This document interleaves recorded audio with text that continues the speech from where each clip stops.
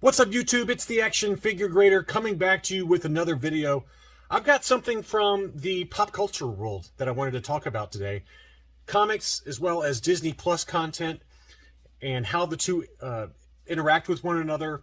And I think the main thing that I wanted to kind of bring to people's attention, and I'm sure you guys know this, is the fact that as Disney Plus rolls out more and more live action content that is tied to comic books and comic artists, works, and how everything is starting to become so intertwined between movies and Disney Plus shows, comics, action figures, all of this stuff, all this pop culture stuff is just so intertwined these days. And the fact that Disney Plus can roll out so much content, and not just Disney Plus, I mean Netflix, everything, all of these superhero shows that are coming out, and Star Wars content, and a lot of the storylines that the live action content uses are from the comic books, and it raises questions of intellectual property. Where does where does artists' intellectual property end, and where does an employee creating products for their employer start? And there's just a lot of gray area there. And what you're seeing is that a lot of comic book artists specifically are starting to kind of grumble about the fact that, hey, I'm not getting paid for the use of my imagery and of my creative kind of content that's being transferred over from comic books to live action. And the most recent instance of this is with the new Hawkeye series that's on Disney Plus by Marvel Studios. It's an awesome show, by the way. It just came out. It took, the first episode was kind of and so far there's been 3 episodes, but I've been pretty impressed so far, to be honest with you, with the series. And it follows Hawkeye and his adventures with Kate Bishop, who is basically like a young wannabe Hawkeye, and their adventures together. But a lot of that content that the show is based on comes from the Hawkeye comic book series, and we're going to talk more about that. But the reason I bring this up is because the artist that is on the Hawkeye comic book series from a few years back, he's been kind of grumbling about the fact that a lot of the marketing that they're using, the marketing imagery that Disney Plus and Marvel Studios is using for the new Hawkeye series is really based on his comic books. So, and fans are noticing that, and they're trying to propose boycotts. So, so anyway, here's kind of some of the imagery that you see for the Hawkeye series that just came out, and it's really good, by the way, I'll say that. And so here's the poster. This is the poster that Marvel Studios is using. It's got Jeremy Renner, and it's got Hailee, what's her name, as Kate Bishop. But you can very clearly see the arrow outline. You can see all the purple, and you can see Lucky the pizza dog. So I don't want to spoil too much of the actual show, but it's very good. And so it just came out starting November 24th. But this is how it looks right here. And the artist that was on that, and so here is from the actual comic book series. You got the purple, you got the arrow, and you got some of the kind of the same themes, and so it's so similar. It's very clearly exactly the same. And David Aja is one of the artists that was responsible for the book, and the show's poster clearly is inspired by his work. And he said on Twitter, stop. I don't necessarily want credits. I want to get paid. And not only is it really not credited, Matt Fraction was one of the other artists, and he's got a special thanks and all the credits on the show, but David Aja is not even mentioned in the credits, which is a crime in my opinion, because he's one of the gentlemen responsible for this amazing artwork that is very clearly exactly being used for marketing the show. And he said, even better than being credited, how about if I get paid some royalties for this? And and so it raises the question of, is Marvel plagiarizing? But David Aja is an employee of Marvel Comics, right? And he was getting paid by Marvel for that comic book content. And I'm sure there's some kind of special stipulations in his employment contract that says we as Marvel have the right to use what you create for the comic books for however we see fit moving forward. And as a result, we're going to pay you a salary. And so I don't know what the rules are, but it raises a very much a gray area question of where does creative content being used across other departments, other forms of media, such as Marvel. Marvel Comics is a totally different company or a totally different subsidiary than Marvel Studios. They're both under the Marvel umbrella, though. And so if you are a Marvel comic book artist and your content is being used to market Marvel Studios live action content on Disney Plus, do you deserve a royalty? And David Aja, in a nice way, is saying, hey, I feel like I deserve a royalty.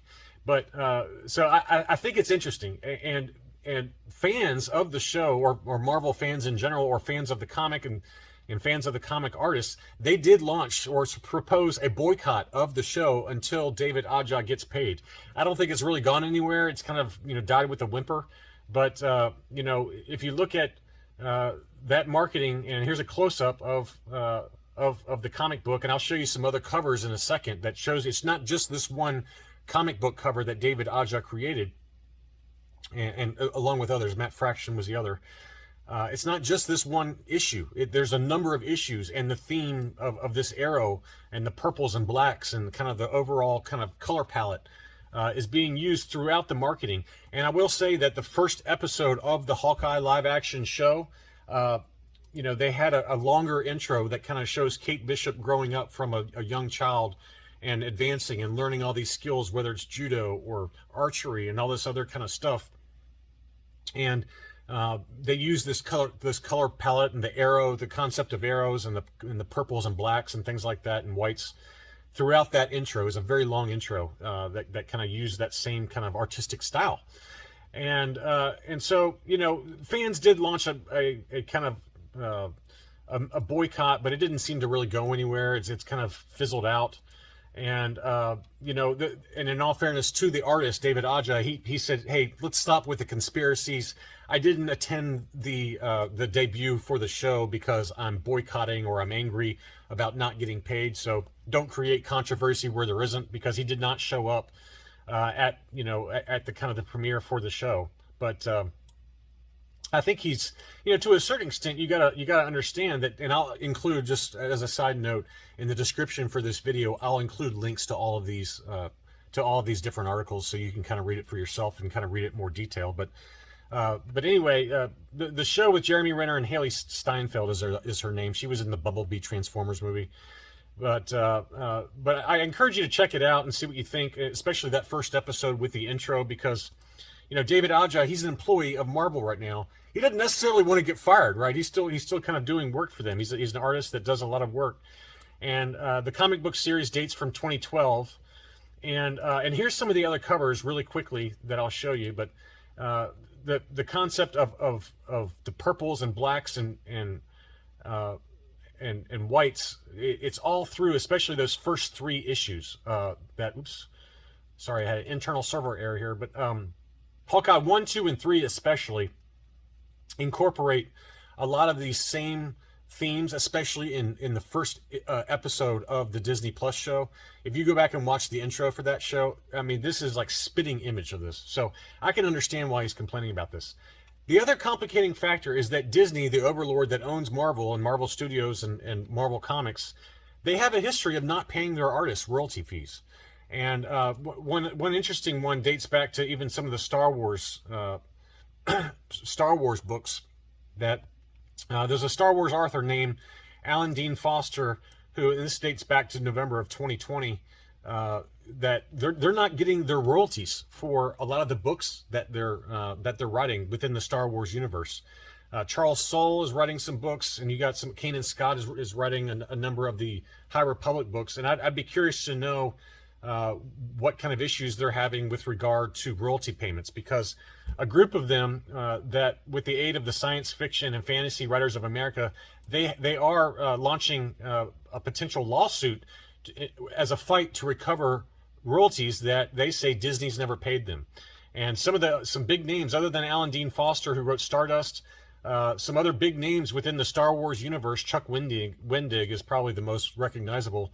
They're putting together a task force that's with the hashtag #DisneyBusPay in order to get paid, repaid for the royalties on a number of their books, especially as Disney explores more live action content, more future movies within a lot of these new universes that have been created.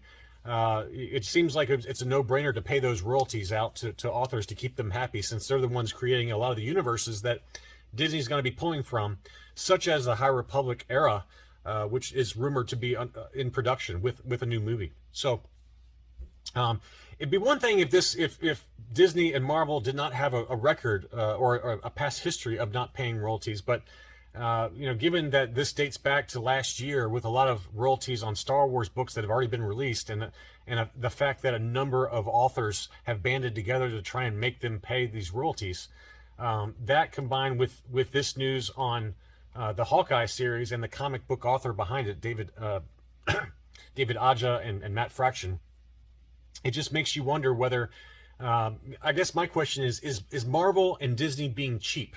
Are they being cheap? Should they just go ahead and pay some royalties? Or are Matt Fraction and David Aja complaining, even though the content they created as Marvel employees is being cross-referenced or cross-used within other media formats? Should they be complaining since they've already been paid already? It's a complicated question, and one I thought was worth talking about. If you like this kind of content and you're new to the channel, welcome. I try to kind of cover interesting topics that I stumble upon, in addition to mainly Star Wars related content. Thanks so much for watching, and I'll be back soon.